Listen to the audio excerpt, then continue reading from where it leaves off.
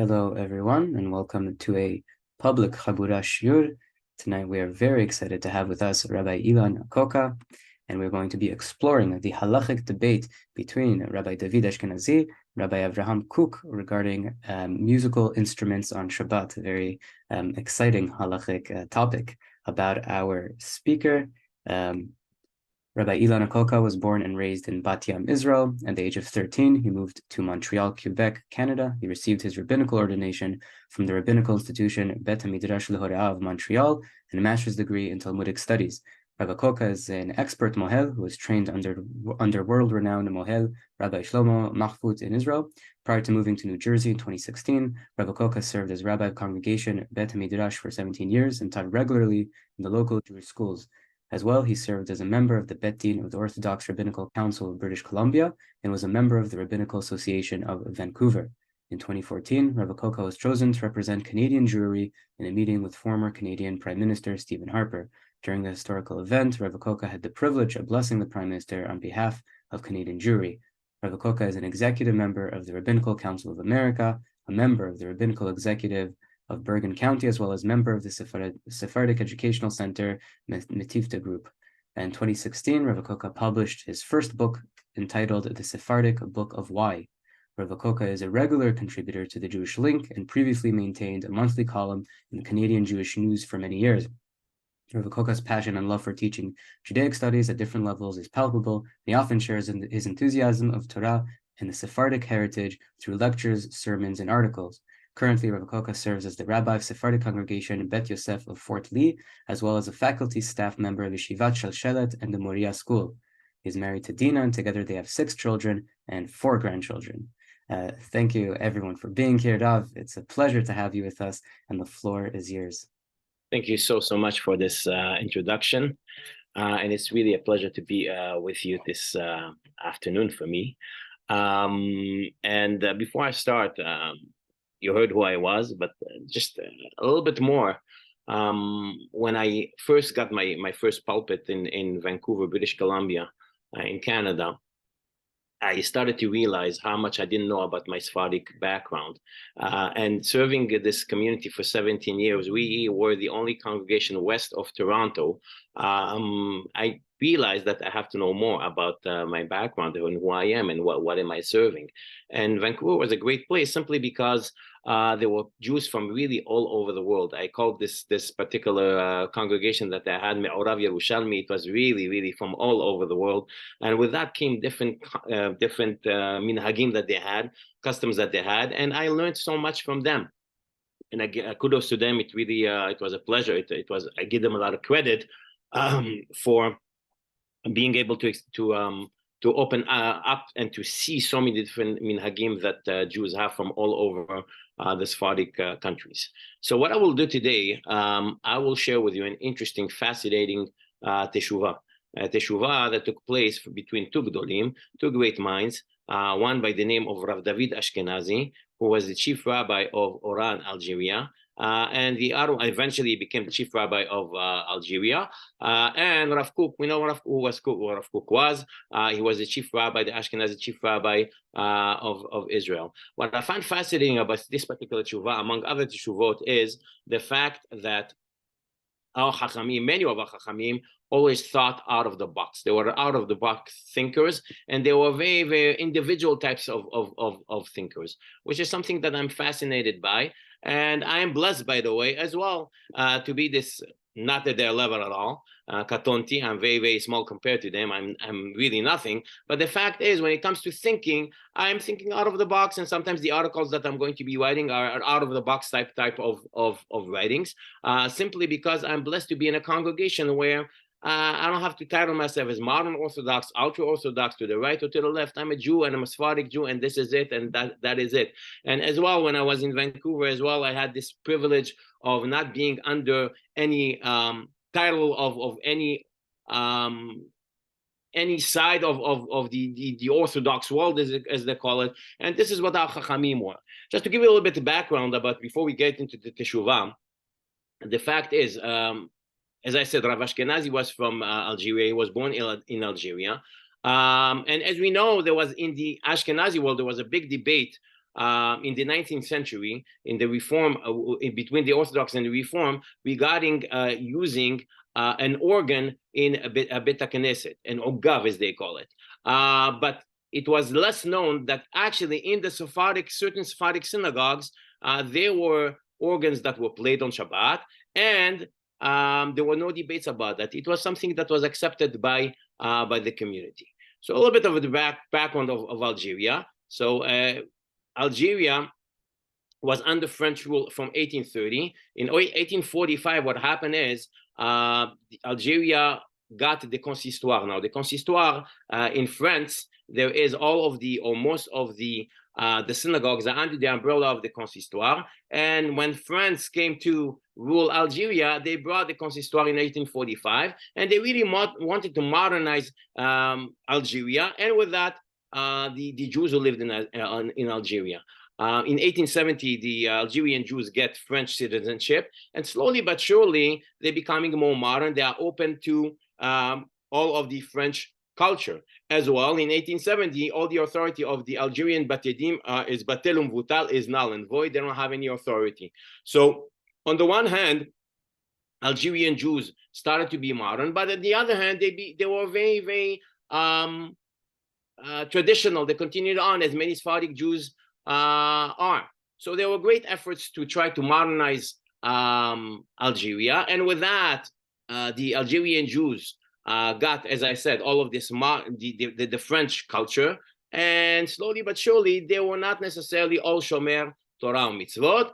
In 1880, they have a decision. They want to build a big synagogue in Algeria in order to actually to show that the Jews there are starting to be modern, like the other religions are. And in 1917, this synagogue is complete. And then it is actually considered the biggest synagogue in North Africa. I have a congregant of mine who showed me a picture of it. He remembers being there as a child, and it's really magnificent type of a synagogue. And that, by the way, that was part of the modernization of the Algerian Jewry, because the synagogue was in the main street. It was equal in height to the all the mosques and everything that was around there, apparently. And it also had French symbols in the Bet Knesset, in the synagogue. So as they opened the synagogue, with that, by the way, came also a chazan, a professional chazan, a cantor. There was a choir that was added on.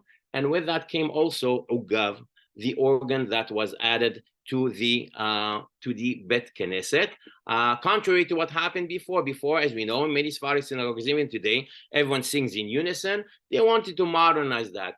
There were other countries that had also the organ. Turkey had it, Morocco, where my parents were born, had it. They remember one of the, it was called Le Temple Algérien, the Algerian temple that had it. In apparently Egypt, they had it as well, and a few other synagogues in the Sephardic world had it, and Potzei Peh Umsaftzef, no one really said anything about that. So what happened was, there was this debate that took place between Rav David Ashkenazi, and I'll show you in a few minutes a document about that, the tshuva that took place between them, or the tshuva that took place between them, about this organ. How did it get to Rav Kook? We'll figure it out in a few minutes. A little bit about Rav David Ashkenazi. As I said, he was actually, all of the other rabbis before him were from France, and then he was the only one who was born in Algeria.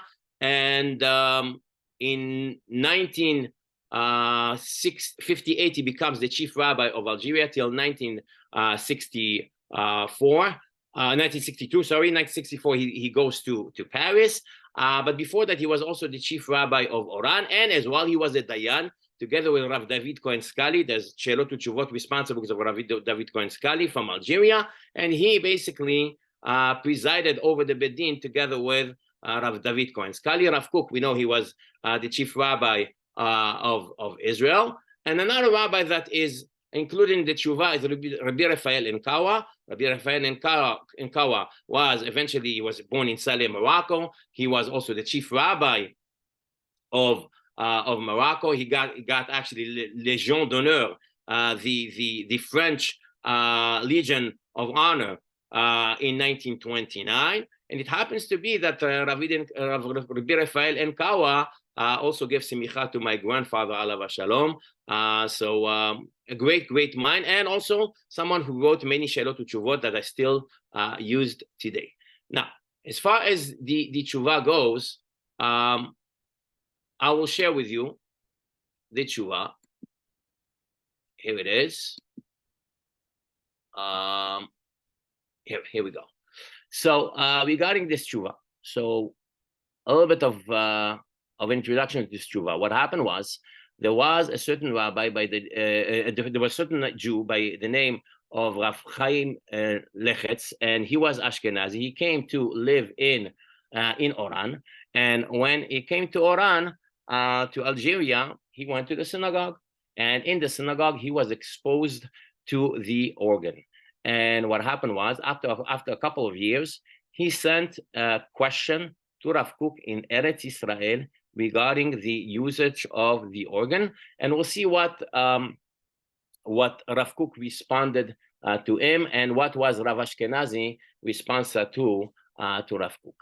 So this, by the way, this tshuva I was exposed to by a colleague of mine, by a good friend of Rav Chaim Avtzalem, who was in Israel, really someone who's thinking out of the box, and he's the one who found this teshuva and published it. It was published. It was in one of the Shelot Uchuvot of Rav Kook. No, not too many people know about it, and Rav Chaim Amsalem brought it to light in order for people to see the way that Sfaric Chachamim think.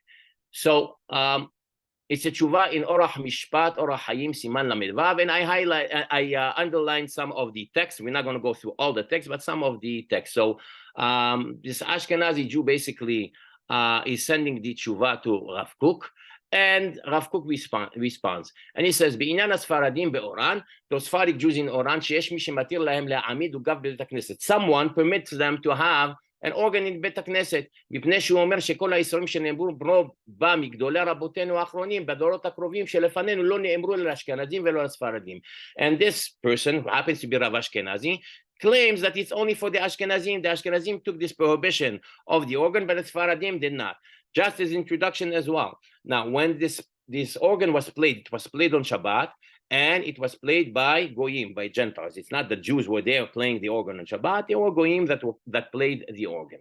Anyway, so he says, Im yesh makom lidvarav. What does Rav Kook think about it? So he says, Nira pashut she'ela dvarim halalu shumir. So he says, it doesn't have any base. Shelo matzani chiluk ben achiנו האשכנזים הספרדים, אלא בדברים התלויים במנהגים או בדברים התלויים במחלוקת. Really, when is there a difference between Sfaradim and Ashkenazim? This is only when there is a minhag, or anything that is מחלוקת and achah, Shulchan Aruch and Rama, for example. מחלוקת הפוסקים. Everyone is going to go according to his rabbis, to his teachers. But whatever it comes to any isur, any prohibition from the Torah, and there's no mahloket about them, between all of the Chachamim, Sfaradim and Ashkenazim alike. Who's the one who's going to dare to come and make a differentiation between Sfaradim and Ashkenazim? So the Torah was given from one shepherd, which is Moshe Rabbeinu, and this is it. So it seems like Rav Kook is very straight about it. He's saying that it's assumed, it's prohibited.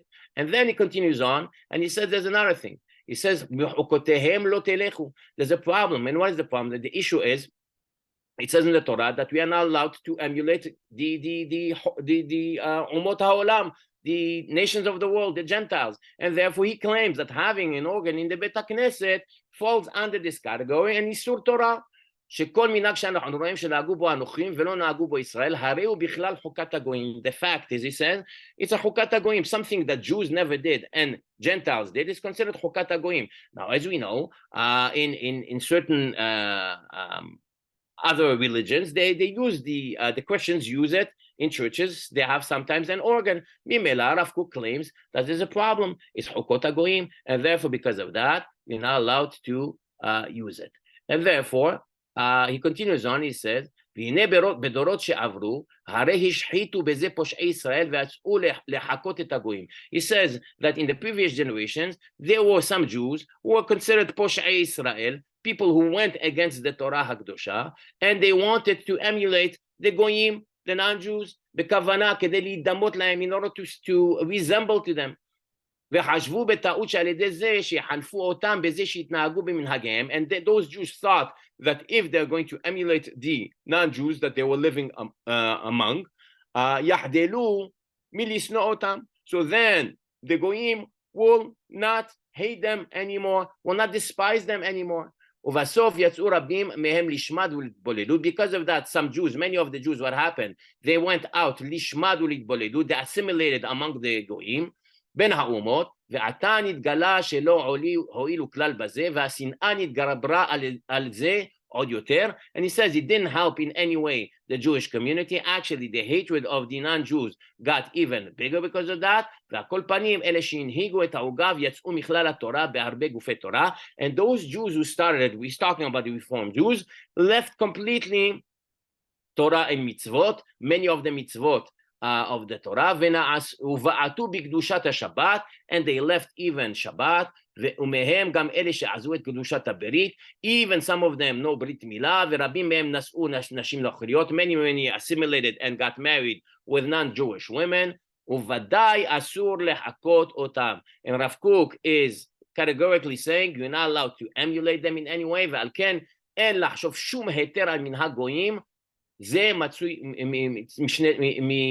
מצידי צדדים. So therefore he says that you cannot in any way have the organ. Besides that, he adds on, והרי אנו רואים כשמשנים ממנהגי ישראל ועושים כמנהג שמקפידים עליו המינים, חוששים עליו שמא מינות תזרקה בו. Another thing he says that maybe, so those people who started it, as we know, there's a bracha that was added to the Shmona Esrei, Lamashinim ve'laminim al tihi tikva, heretics. So these people, he considered them like to be minim, people who completely left the Torah HaKdosha, and therefore he says, you're not allowed to use it. And then to add on, he says, וקל וחומר בעניין העוגב, שכל ישראל הכשרים מקפידים בזה מאוד, עד מאוד. He says, when it comes to the עוגב, when it comes to the organ, many Jews מקפיד בזה מאוד, they are not in any way going to have an organ in בית כנסת, ואינם נכנסים בשום אופן בבית הכנסת, they will not come into any בית הכנסת, any Orthodox synagogue, שיש בו עוגב, שאין בו משום היתר להנהיג בו אותו בבתי הכנסיות, ואין הבדל בין אשכנזים לספרדים. He says there's no difference between Ashkenazim and Sfaradim. If you want to be part of the Mahane, part of the Jewish camp, part of the Orthodox camp, what you have to do is you cannot have an organ. And therefore, he says at the end, Baruch HaMakom sheri'akanu mehem. Baruch Hashem, he says, we are distanced from those Jews. Ubaharbanu liyot lo am sigula mikol ha'amim. And we are the chosen nations without an organ. Okay? Vezot hi te'ilatenu v'tifartenu liyot am levadad. And this is who we are, to be separated from Goyim and not to emulate, not to copy anything that the Goyim do. And he sent it to Rav Chaim Leches. He calls him by the way Harav HaGaon. He gives him the title of the great rabbi. This is what Rav Kook called this Chaim Leches.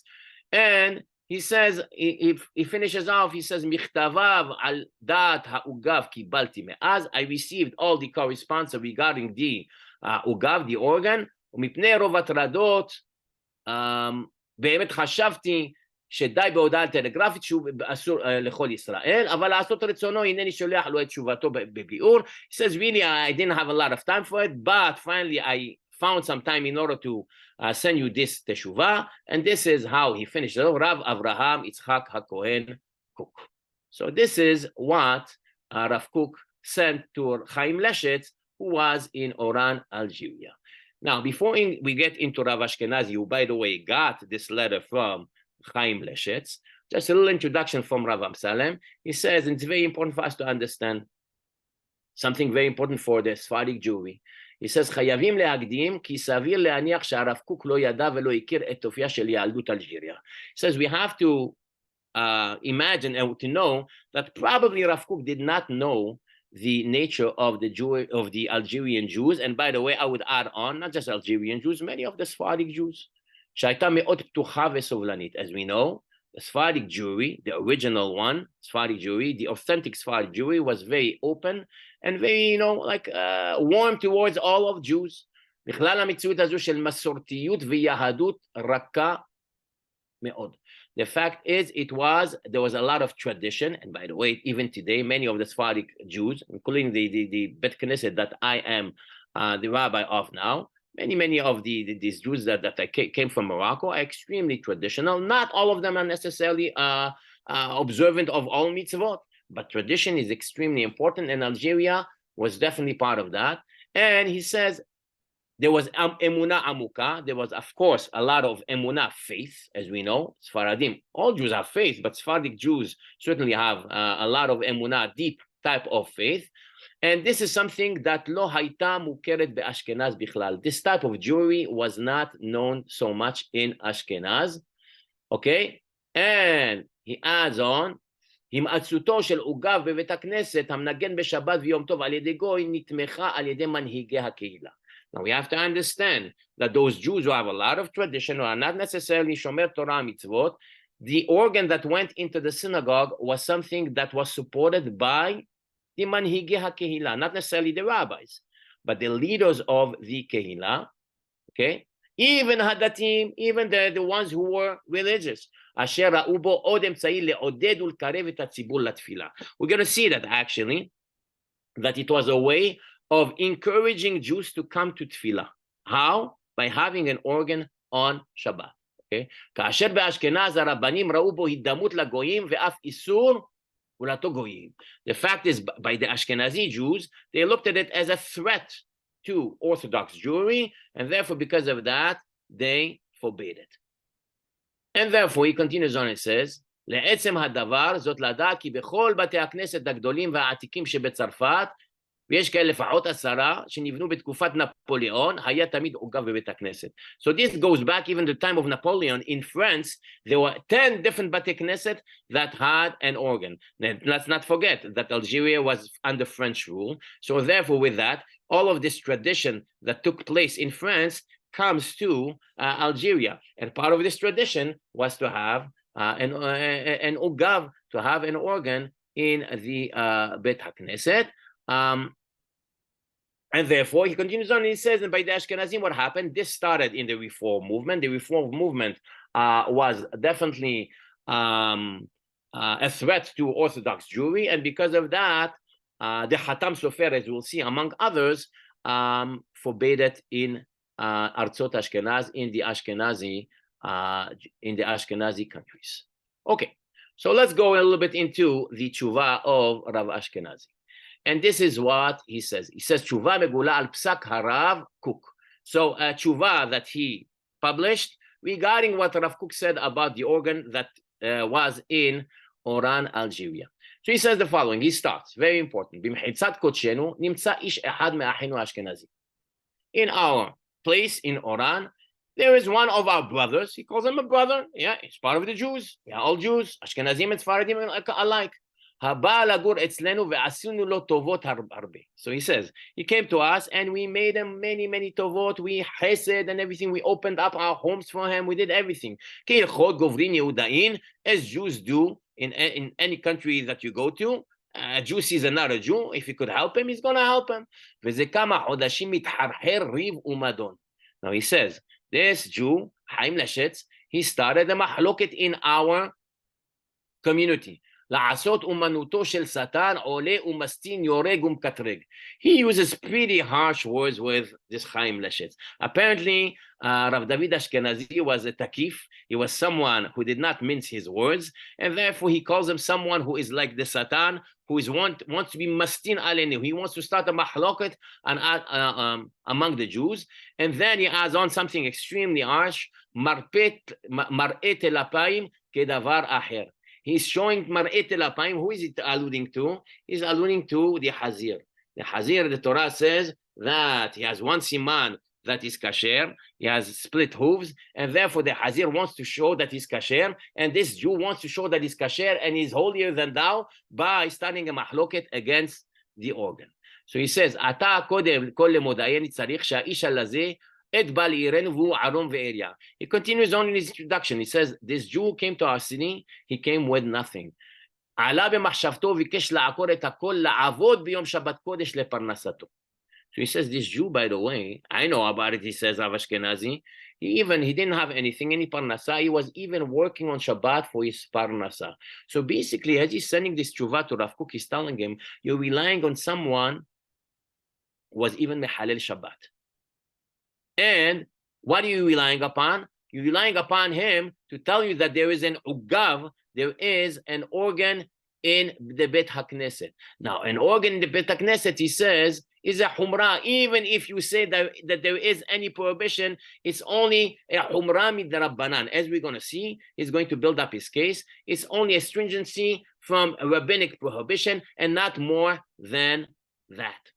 And therefore, he continues on, he says, ויותר מכל היה לך לשאול ממנו מי שמו לשר ושופט בקהילה רבה עיר ואם בישראל. So this is very important. And it has to do with rabbinic autonomy. The fact is, he says to Rav Kook, when you got this question from this Chaim Leshetz, who is from Algeria, you should have asked them who gave him the right to be the judge of our Kehillah in Oran. Ir ve'em be'Israel. Kehillah, Ir Torah, there's Torah in Oran. שנמצאו שם חכמים ורבנים שקטנם עבה ממותניו. There were great חכמים in Algeria was a very ancient type of Jewish community. There were great חכמים there. ועלו בעצמו התפלל שנה ושנתיים בבית הכנסת. Here's another important point that he adds on. He says this Chaim Leshetz prayed for a year or 2 years in our בית הכנסת, אשר מנגנים בו בעוגב ולא דיבר מאומה. For 2 years he's praying there. And he doesn't say anything about this organ that is being played. Only after 2 years, he's starting to wake up and to ask questions. Here is another important point. He says he didn't come to the rabbis of the community to ask them how is it possible to play an organ on Shabbat in the Bet HaKnesset. Very important point. What is this point? The fact is, he and Rav Ashkenazi, even though, by the way, he was young at that time, he was in his mid-30s. Rav Kook is in his 60s. He's saying the fact is there are chachamim in Oran, Algeria. There are chachamim in the Bet HaKnesset where the organ is being played. Why didn't he go and ask them about that? Okay, al mi ve'al ma she'itkaem al pidgam dena. Who gave them the right to do so? Prove it to me. Show me in halakha that it's permitted to play the organ on Shabbat. And therefore, he continues on, אבל עשית את הרבנות כדבר הרשות לתת לו במכתבך של יום חי לחטא שבט, תוארים שאין לו חלק בהם. Besides that, he says, you gave them תוארים, you describe him as the Rav HaGaon, the great rabbi, the Gadol Hador, whatever it is. He's not. He's a simple Jew who came to Algeria, and he has no right to get into my business as the chief rabbi of Oran. He continues on, and he says, regarding the Hatam Sofer, so the Hatam Sofer, who was in Hungary, he forbade the usage of the organ. So he says, regarding this Isur, the prohibition of the Hatam Sofer, שהרב חתם סופר, זיכרון לברכה, החרים בדורו את קהילות האשכנזים ורבותינו הספרדים עדיין לא החרימו את בית הכנסת באורן. Says, respectfully to the Hatam Sofer, the Hatam Sofer forbade the organ in קהילות אשכנז.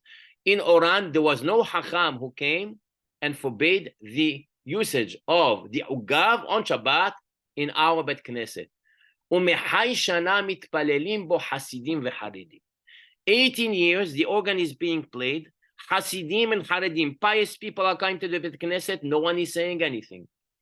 אף אם יש בדבר איסור, אם היה בדבר איסור לא היו שותקים. So he adds on, he says, if there would be any prohibition of playing the organ on Shabbat, those Hasidim would not be quiet. They would say something about it. They don't say anything for 18 years. Therefore, what is the issue with the organ? Okay, and then he adds on, he says, זאת ועוד כמה חכמים ורבנים עוברים ושבים כוללים ספרדים ואשכנזים התפללו בו. The fact is, there were Hachamim coming into Oran, Algeria, and they prayed in that synagogue, Hachamim and Ashkenazim alike. And he quotes, he says, he mentions one name of Rav Dov Levi Englinger, who was from the Mishtaleach Met HaMizrahim, who was Meshulach, who came from Eretz Israel, to raise money, and he was in that Bet Knesset, and he was Tamid Chacham, and he didn't say anything about it. Therefore, Rav Ashkenazi says, many Chachamim prayed, many visitors came to the Bet Knesset, Tamidei Chachamim came to the Bet Knesset, and no one said anything about it. So this is how he's slowly building his case. Then another thing important, and I would say that that's important for every rabbi to understand. When you're serving a community, you have to understand the nature of your community before you give any psak halacha. And look at what he says. Very, very important. He says, Karov le'arba'a shanim nimneti po lenasi harabanut. At that time, Rav Ashkenazi was already 4 years the chief rabbi of Orad.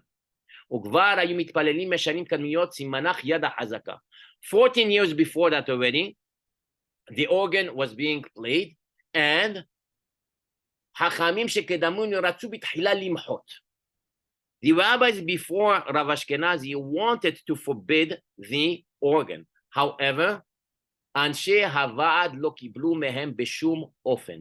The board, okay, rabbis deal with boards, the board of Oran, the Nesi'im, the presidents of the community didn't want to listen to the voice or the meha'ah that the rabbis did at that time. And therefore, וכל העם מגדול ועד קטן באים ומתפללים ונעשה להם הדבר כעצם התפילה ממש. People are coming, children are coming, men are coming, women are coming, and it became part of the tefillah. Tradition of tefillah was to have the organ playing. Ve'aderabba, let's look at what he adds. רבו כמו רבו שלא היו יודעים דרך בית הכנסת אלא פעם אחת בשנה. Because of the organ in the Bet Knesset, other people started to come. People who used to come only once a year, Yom Kippur, because of the organ, they started to come every Shabbat. Why? Because it was pleasant. It was pleasant in their eyes to have an organ playing. So he says, because of that, in a sense, we speak about Kiruv very, very often. For him, the Kiruv was to have Dafka, an organ in the Bet Knesset, in order to have more Jews coming to do Tefillah in the Bet Knesset. Therefore, he says the following. As the rabbi of the community, he has to weigh in. There's pros and cons. If he's going to start basically fighting with the board, the va'ad of the community about the organ, what's going to happen? And look at what he says. Very important as a rabbi to know that. He says that as he became the Av Bedin, or the chief rabbi, the Rav Rashi of Orad, he started to be metaken, to repair certain things that had to be repaired. So what did he do? Look at what he says. He says, שחיטה, גיטין, חליצות, גמילות חסדים, קופת עניים, צדקה, okay? All of this, he was able to make it, even to be mehader, to beautify it, to make sure that everything is done properly. And therefore, he thought to himself, if I'm going to start to fight with the board about the organ, I'm going to lose everything else that I have been able to accomplish. The gitin, the halitzot, the bedin that is functioning properly, tzedakah that is being given, Talmud Torah that is open, a yeshiva that was open, and so on and so forth. So the rabbi really, Rav Ashkenazi, and every rabbi has to weigh in and think to himself, is it worth it to fight or not worth it to fight? And in this case, he says, obviously, if it would be up to him, probably he would say to himself, it's better not to have an organ. However, in that case, when he was weighing in the pros and cons, he got to a conclusion that it's better not to say anything about it. Now, as far as the organ, he still has to answer the question, is there an issue with an organ being played? Again, it was played by Goyim, non-Jews. Okay, it wasn't played by Israel. So he says, he deals with that, and he says the following. He says, excuse me. It says, Mitzad Isur Hashma'at Kol B'Shabbat V'Yom Tov. There's one issue which is Hashma'at Kol. You're not allowed to create any call, any voice or noise on Yom Tov, and there's a problem with the organ. So he says with that, what are we going to say? There is what we call Amira Legoy. Amira Legoy, right? Shvut, to say to a guy to do something on Shabbat is asur. You're not allowed to do so. However, there is permission when it comes to var mitzvah. There's a mahloket about that. We're not going to go into the mahloket, but the fact is there are poskim, the Arishonim as well, that say that if there is a mitzvah, you're allowed to say to a goy to do a melacha on Shabbat. For example, classic example will be, let's say Shabbat, someone came to the Bet Knesset, and for some reason the timer didn't work. Now people are going to come to the Knesset, there's going to be a minyan, and they need electricity, they need light to be able to read the Torah, in order to be able to pray. In that case, you're allowed to say to a goy, tvar mitzvah, even mitzvah de rabbim, to turn on the switch, and you could tell it to him even explicitly. You don't have to do bederech remez to hint it to him. You could say it 100%, okay, no problem. Regarding the organ, he says, there's a dvar mitzvah. There is a mitzvah in that case. And why? Because since this is going to unite the community and bring them together to the Bet Knesset, and more Jews will come, for that enough, it's okay to say to the goy. You could tell him even before Shabbat, don't forget, or you tell him once and he knows that every Shabbat from 9 a.m. to 12 p.m., he's going to be in the Bet Knesset playing the organ for the community. So it's an amira legoy bimkom mitzvah, and it's 100% okay. And this is what it says, amira legoy mi be'od yom beShabbat, bishvut derabbanan letzorech. It's something that is needed. Why is it needed? It's needed for the community. And therefore, because of that, he says it's 100% okay. There's no problem with it. He continues on and he says the following. As far as chukot hagoyim, as far as being resembling or emulating the goyim, he says that's great. That was in Medinot Ashkenaz. By the Ashkenazim, you had this issue with the reform movement and everything else, emulating the churches v'chule v'chule. It's something that did not happen in Artzot Sfarad, and therefore, because of that, he says it's 100% okay. Then he adds on something else. He says, you know what? There's even a pasuk, a very known pasuk, to add on and to support the fact that you're allowed to play an organ in the Bet Knesset on Shabbat. And what is it? It's the last Tehillim that we have, Haliluhu beminim ve'ugav.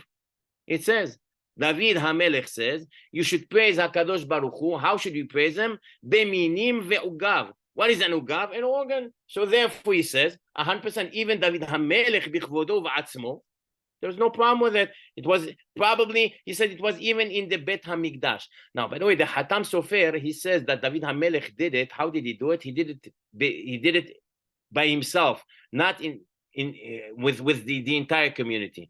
Rav Ashkenazi disagrees with that. He says it was done in public, and therefore there is even a pasuk in Tehillim clearly that says that you are allowed to play an organ 100% okay. And therefore, he finishes off and he says the following: ואם לא די לך עם כל הנאמר לאל ותרצה שהחומרה יתרה תיקוב ותער, מצווה עליך לפרסם במחנה העברים שעדתנו כעדת צדוק ובייטוס.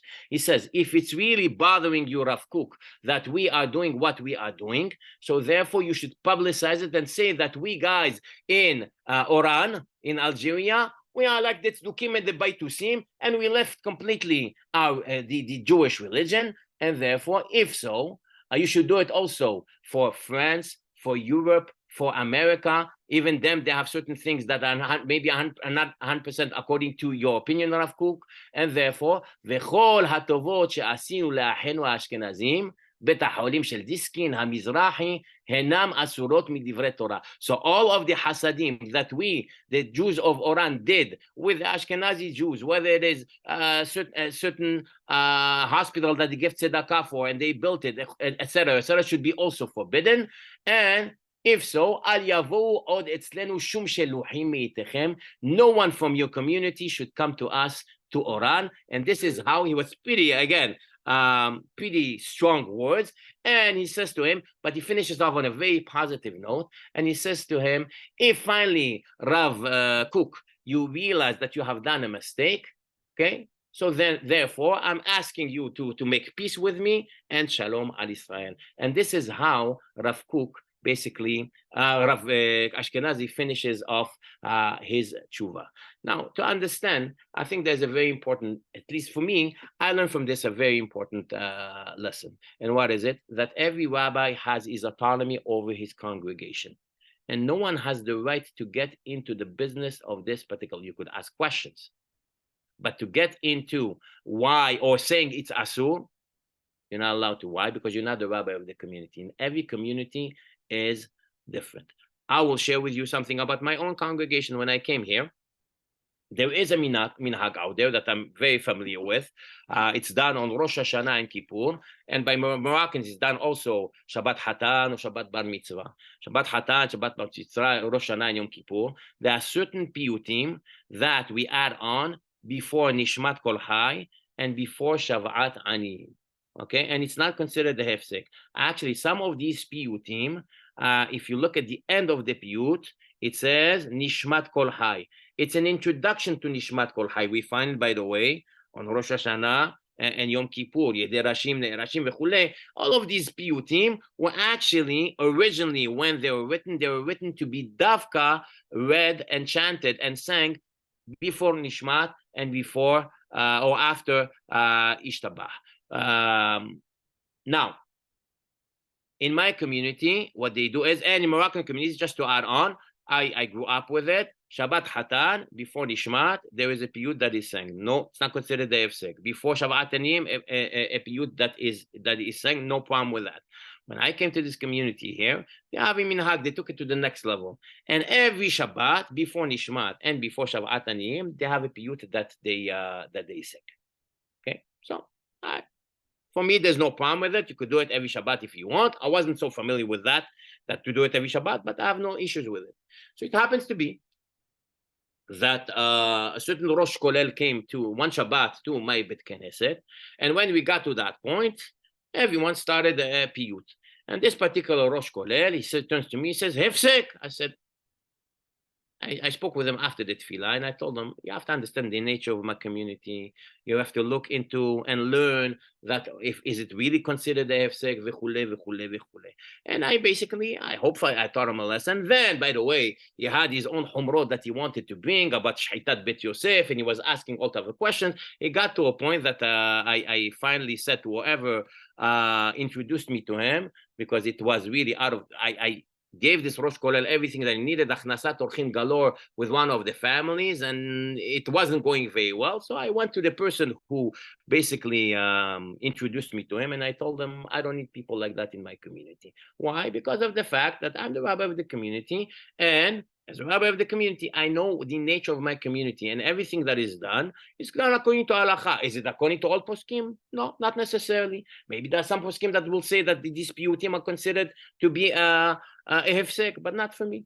Okay, so that was one example. But every rabbi has his own community that he has to serve, and with that he has to understand. And as Rav Ashkenazi, by the way, taught us in this fascinating tshuva, he looked at it and he thought to himself the pros and cons.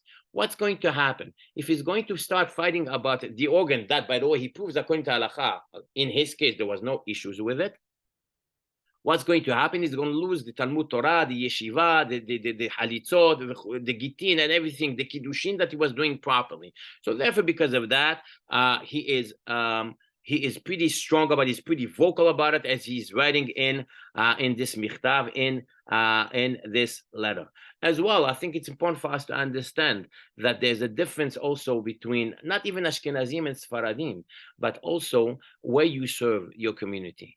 When I started the rabbinate, I used to ask certain complex she'elot to Rabbanim in Eretz Yisrael, because I thought that's the best, ki mitzion tetzeh Torah. But then, as I matured a little bit and I got more experience in the rabbinate, I stopped doing so, and I started to ask poskim in North America. And why? Because poskim in North America will understand better the nature of my community than poskim in Eretz Yisrael. The poskim in Eretz Yisrael don't understand what we Rabbanim are doing in North America. The North American Jewry and the Israeli Jewry and the European Jewry are different things. And every rabbi has to serve his community according to the needs of his community and to respect halacha. So it's a big, big balance. It's a big responsibility that every rabbi has, as Rav Ashkenazi, by the way, had.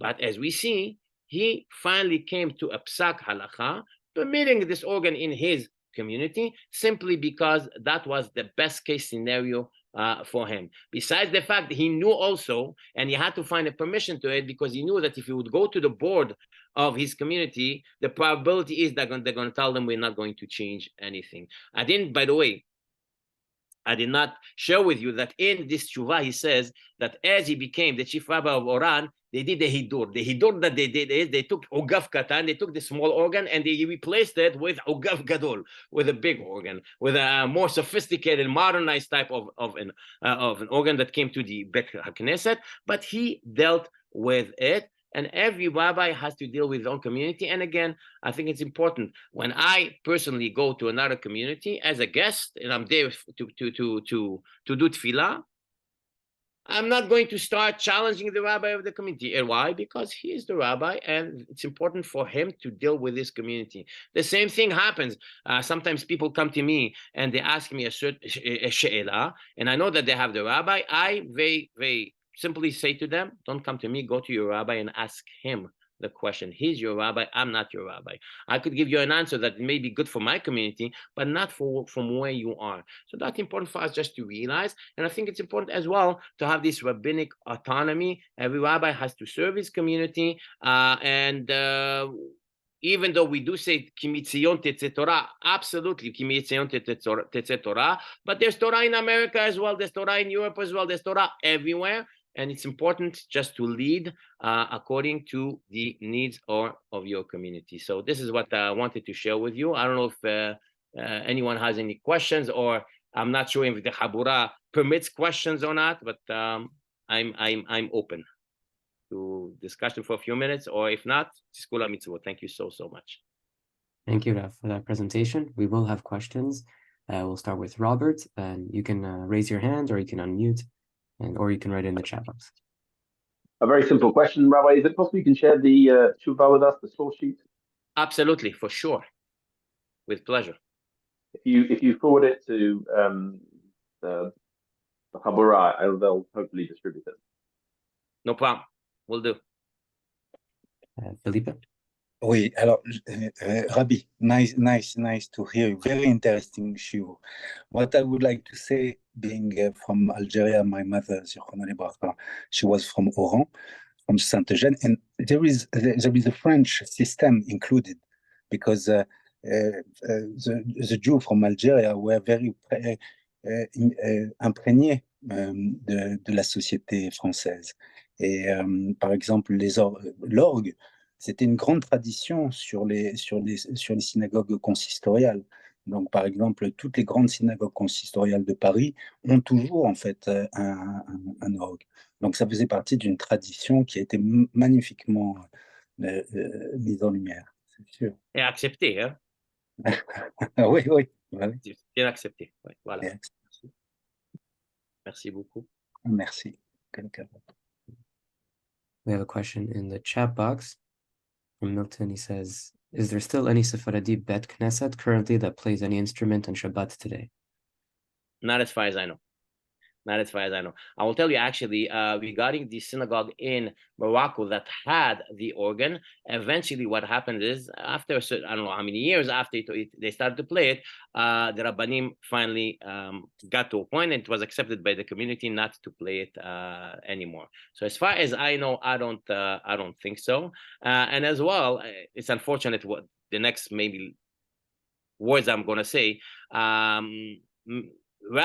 Even rabbis today who would want to do so probably will not do it, because unfortunately we live in a society today. I spoke about rabbinic autonomy, but unfortunately many rabbis will not do it, even if their opinion is that it's permitted to do it, simply because what's going to happen to their position, what's going to happen with social media and everything else. It's unfortunate because today, rather than to sit down, and this is something that I'm sad about, because at least in this case there was back and forth between Rav Ashkenazi and Rav Kook. By the way, Rav Kook did not reply to Rav Ashkenazi after this teshuvah.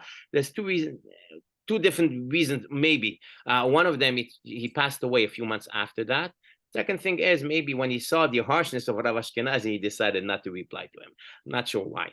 But the fact is, at least there was a teshuvah that took place, or a couple of teshuvot between Rav Ashkenazi and Rav Kook. Today, there's no teshuvot. Basically, what happens is, if someone is doing something that is out of the box, that is not traditional anymore, unfortunately, he's being called reform, whatever, all types of names that he's being called, and unfortunately it happened. I'll give you an example. During COVID, I'm sure that some of you, maybe all of you, know about the tshuva that took place regarding Zoom for this darim. And this tshuva, by the way, one of the Rabbanim who signed was Rav Bergel, Rav Eliyahu Bergel, who is a Gavra Rabbah. He's the former Av Bedin of Yerushalayim. And when it came out, you saw all type of Rabbanim who are not even close to Rav Bergel. No, it's reform. It's no, you shouldn't. Rather than say reform or you're conservative or you're not orthodox anymore, what you should do is get educated, sit down around a table, and debate this tshuva. This is what we are. If we take a page of Gemara, the page of Gemara is filled with mahloket, Abaye veRava. All of these Amoraim and Tanaim, Rabbi Yochanan and Resh Lakish, what did they do? They didn't say to each other, "You're reform." No, let's sit down, let's discuss, let's debate, let's scream at each other. There's nothing wrong with that. Milhamta shel Torah. It's fine to do so, but at least this is the way we're going to get educated, and hopefully at the end, maybe we'll not agree, and maybe we'll agree to disagree. It's an article that I wrote a year ago. Let's agree to disagree. Maybe I'll share that with you as well. But the fact is, nothing wrong with agreeing to disagreeing, but it has to be done bechavod, not like it's done today. There's an interesting, by the way, tshuva, I think 10 tshuvot between Rabbi Yosef Mesas and Rabbi Baruch Toledano, great chachamim from Meknas, regarding the Shabbat, carrying on Shabbat, Tiltul Shabbat. Rabbi Yosef Mesas was of the opinion when the Jews starting to come out of the Melach that it was permitted, and Rabbi Baruch Toledano forbade it. And as they were debating, and I have the tshuvot, you have to see the way that they treat each other. Or HaMa'arav, the great light, with beautiful type of kavod to each other. Yes, I'm going to disagree with you, but I'm going to do it with kavod. You are a rabbi and I'm a rabbi as well. We'll treat each other with kavod. Unfortunately, it's not done today. And it's a shame. I hope I have a lot of dreams. And one of them is that Hashem, one day, Rabbanim will be able to sit down as they sat down before and debate and respect each other. We have a question from Simon. Well, thank you very much for the shiur, Rabbi. I remember a very pleasant Shabbat which I spent in your congregation in Vancouver about 15 years ago, and it's very nice to see you again. Thank you. My question is about when he brings some David HaMelech, Minim B'Ugav. Do you think he seriously thinks that David HaMelech had an organ, or is that kind of a melitza? I'm fairly sure that you're right. So you're right. Nothing like the modern organ. So bederech melitza, absolutely, bederech melitza. But the point that Rav Ashkenazi was making is that instruments were played already at the time of David. Whether ugav was the ugav that Rav Ashkenazi had in the Oran synagogue is, I don't think so. You're right, but the fact is, there's a point there that he's making about musical instruments. Understood. Thank you. Pleasure. Lilina says that she knows of a Bet Knesset in Paris that pay a non-Jew to play Od on Yom Tov. There you have it. I have another question. Hoping this question is not too much controversial or out of the scope. Can we really say that there is rabbinic autonomy today in the Sephardi communities today? I have seen that many people see as a heresy to disagree with some specific rabbis or following some other poskim. It's not controversial at all, and I would say no. Unfortunately, there's no rabbinic autonomy today. Maybe some rabbanim, Baruch Hashem, we have some rabbanim that are thinking out of the box, but not too many of them, simply because of the fact that if you will not follow a certain way of thinking, of certain philosophy, unfortunately, you'll be out of the camp. This is what we have become. And as I said, I myself, Baruch Hashem, I'm not dependent on anyone. I have my own congregation. In my own congregation, I'm blessed to be an independent thinker. And I do whatever is good for my congregation. And I work for the credit for the to advance my Bet Knesset.